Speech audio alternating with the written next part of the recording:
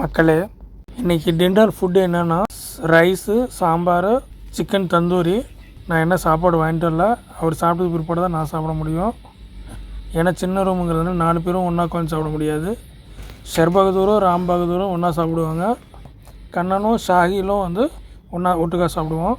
இன்றைக்கி வந்து பார்த்திங்கன்னா சாம்பார் சாதம், சிக்கன் தந்தூரி வந்து பார்த்திங்கன்னா வேறு லெவலாக இருக்குதுன்னு சொல்லி ஷெர்பகதூர் ரொம்ப டேஸ்டியாக இருக்குதுன்னு சொல்லி சாப்பிட்டுட்ருக்காரு.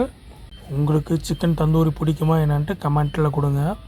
நீங்கள் கமெண்ட்டு கொடுத்தா தானே எனக்கும் அடுத்தடுத்து வீடியோ போடும்போது எனக்கும் வந்து ஒரு இன்ட்ரெஸ்டிங் வரும்.